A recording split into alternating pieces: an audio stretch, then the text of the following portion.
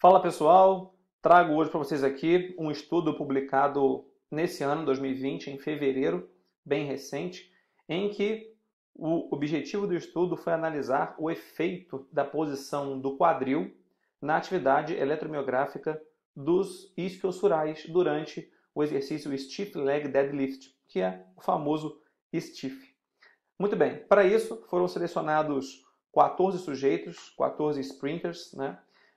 Foram avaliados os músculos bíceps femoral porção longa, que é esse músculo mais lateral e tem inserção na fíbula. Semimembranoso, que é esse músculo aqui mais medial, que tem inserção na tíbia. E o semitendinoso, que também é mais medial, que fica mais externo ao semimembranoso e também tem inserção na tíbia, né? E aí, todos os voluntários realizaram o stiff com o joelho totalmente estendido, numa cadência de 2 por 2, com um peso em cada uma das condições referente a 60% da massa corporal do indivíduo, de cada indivíduo, e a amplitude foi até que, preservando as curvaturas fisiológicas da coluna, o indivíduo conseguisse trazer a barra até alinhar com a tuberosidade da tíbia. Em 6 condições.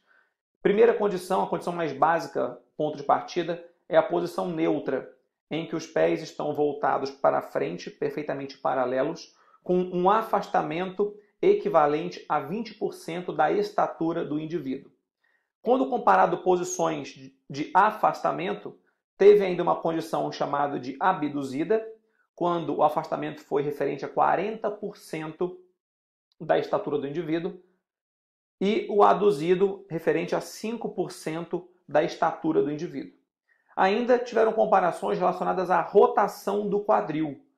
Uma rotação interna de 20 graus, rotação externa de 20 graus e rotação externa de 40 graus, além da posição neutra, que foi neutra para as duas condições, duas comparações, tanto de afastamento quanto de rotação. Muito bem.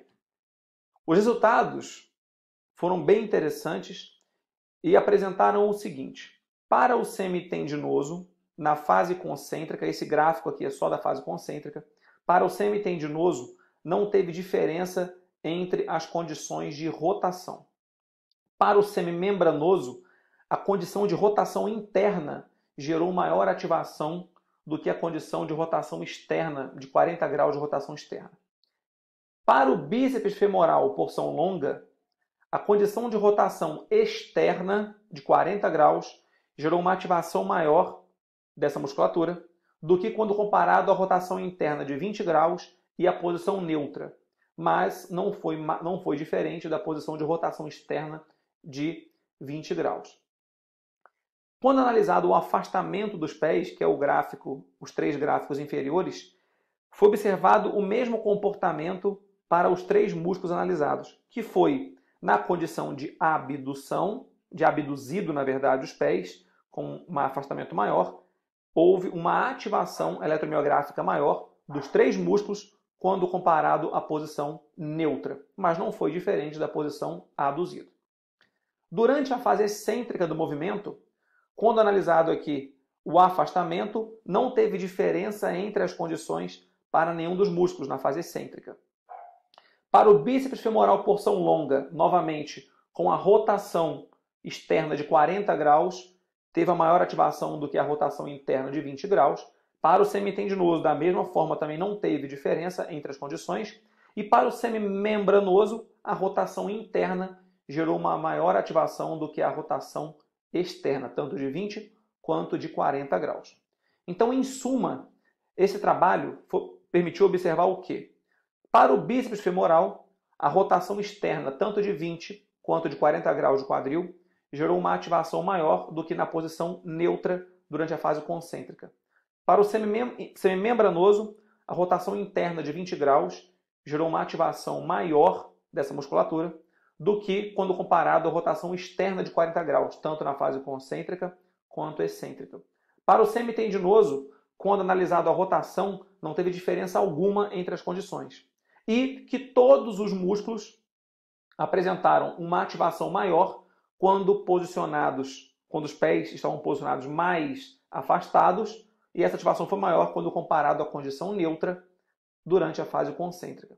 A explicação, mais plausível, segundo os pesquisadores, refere-se, quando pensado na rotação, refere-se à variação, à alteração do braço de momento, tanto para o bíceps femoral quanto para o semimembranoso. E devido a essa alteração do braço de momento, implicou nessa alteração na ativação.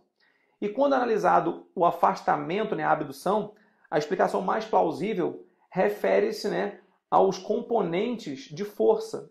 Quando você está na posição neutra, você tem um componente maior extensor de quadril quando comparado à posição abduzido. E por isso que houve uma variação aí na ativação de todos os músculos, na condição de mais afastado. Beleza, pessoal? Esse é um trabalho bem interessante, em especial quando nós pensamos em aplicação disso no treino. Conseguimos estimular mais uma musculatura ou mais outra em função de pequenas variações ali.